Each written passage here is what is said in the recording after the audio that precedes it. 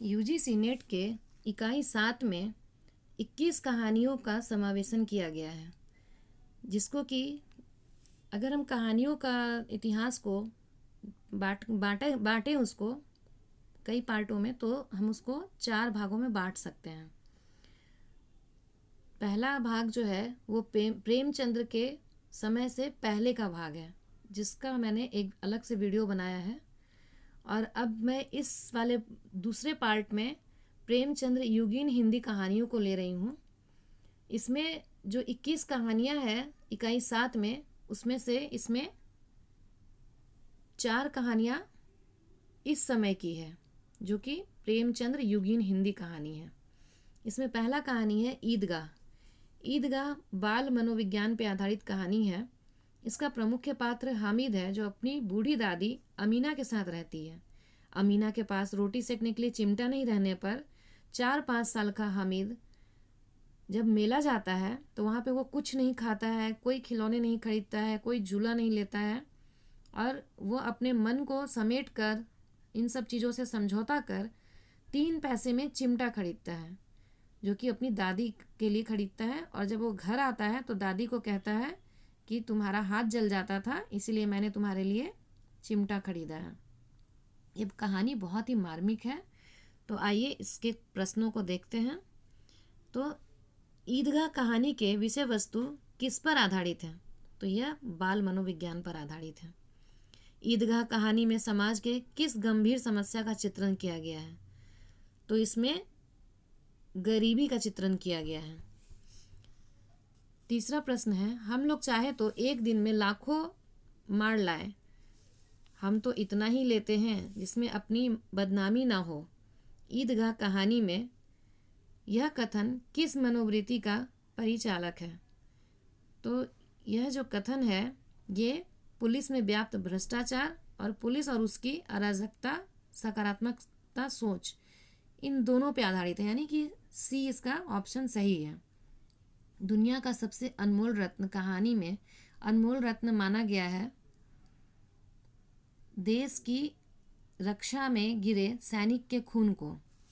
यह कहानी भी प्रेमचंद्र युगीन है, और इसमें ये भी कहानी प्रेमचंद्र की कहानी है, दुनिया का सबसे अनमोल रत्न।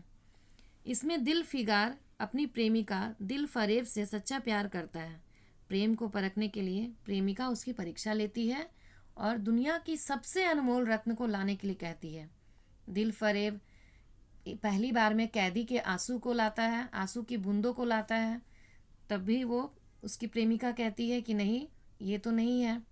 दूसरी बार वो सती की चिता का राख लेकर आता है, वो उसको भी मना कर देती है। तीसरी बार में अंत में वह देशभक्त के खून का कतरा लेकर आता है, जिसे उसकी प्रेयसी अनमोल रत्न कहती है। तो आइए इसके अगले प्रश्न को देखते हैं। आकाशदीप कहानी में कहानीकार ने कितना सुंदर सामंजस्य किया है? किस चीज़ का सामंजस्य किया है? तो इसका जवाब होगा डी, उपरोक्त सभी, यानी कि आदर्श और यथार्थ का, इतिहास और कल्पना का, प्रेम और सौंदर्य का।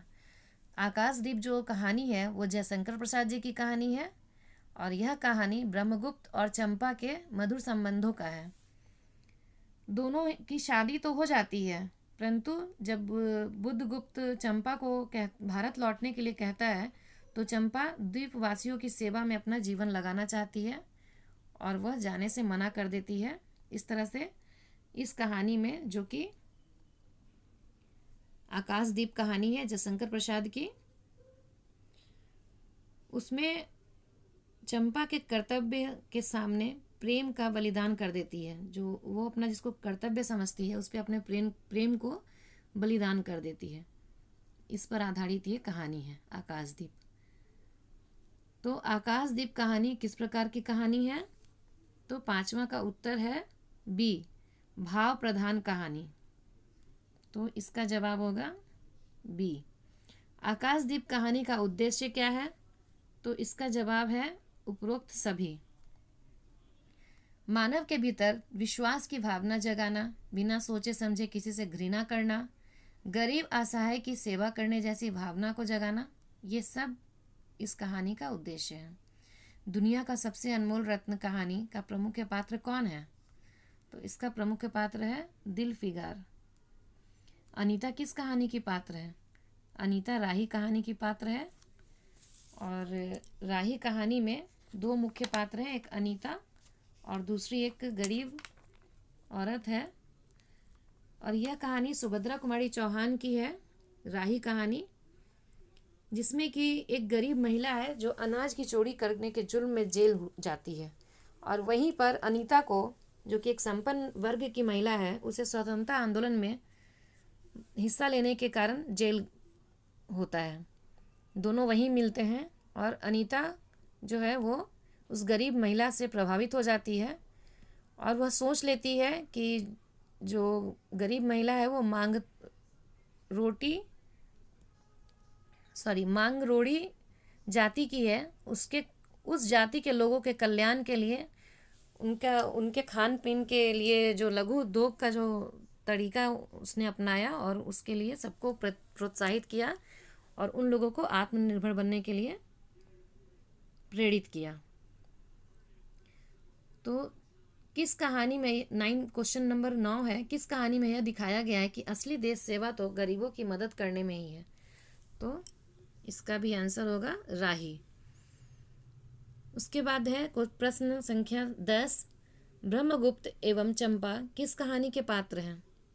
तो ब्रह्मगुप्त और चंपा आकाशदीप कहानी के पात्र हैं। निम्नलिखित में से कौन सा पात्र द्वीपवासियों की सेवा में अपना जीवन लगा देना चाहता है या चाहती है? तो वह चंपा थी जो द्वीपवासियों के लिए अपने प्यार को भी कुर्बान कर देती है। निम्नलिखित में से मणिभद्र ने किसे बंदी बनाया था? मणिभद्र ने चंपा को बंदी बनाया था। चंपा और बुद्धगुप्त दोनों को ही बंदी बनाया था। तो इस तरह से इसका जवाब हो जाएगा ए और बी दोनों। प्रेमचंद्र जी पहले किस भाषा में अपनी कहानी लिखते थे? तो प्रेमचंद्र जी पहले उर्दू भाषा में अपनी कहानी लिखते थे। ईदगाह के मुख्य पात्र का क्या नाम है? ईदगाह के मुख्य पात्र का नाम है हामिद, जो कि एक छोटा सा बच्चा है 4-5 साल का। अमीना कौन थी? हामिद की दादी, हामिद की माँ, हामिद की बहन, हामिद की दोस्त। अमीना हामिद की बूढ़ी दादी थी। हामिद ने कितने पैसे में चिमटा लिया था? हामिद ने 3 पैसे में चिमटा लिया था। आकाशदीप कहानी का नायक कौन है? आकाशदीप कहानी का नायक है बुद्धगुप्त। तो इसका जवाब होगा ए। राही कहानी में राही कौन है? राही कहानी में जो राही है वह एक गरीब महिला है। मुंशी प्रेमचंद्र जी का कौन सा कहानी संग्रह अंग्रेजी सरकार द्वारा जब्त कर लिया गया? सोजे वतन, जो कि मुस्लिम ये उर्दू भाषा में लिखा हुआ था, सोजे वतन, इसे उन्होंने जब्त कर लिया था अंग्रेजों ने। राही कहानी में अनीता जेल क्यों गई थी? राही कहानी में अनीता स्वतंत्रता आंदोलन में भाग लेने के लिए जेल गई थी। इसके आगे भी जो अभी 2 पार्ट और है इसका, जो प्रेमचंद्र जी के काल के बाद का जो कहानी है और स्वतंत्रता संग्राम के बाद का जो कहानी है, उसके लिए मैं दूसरा 2 और वीडियो बनाई हूँ। उसके लिए आप दूसरा वीडियो और देख सकते हैं। धन्यवाद।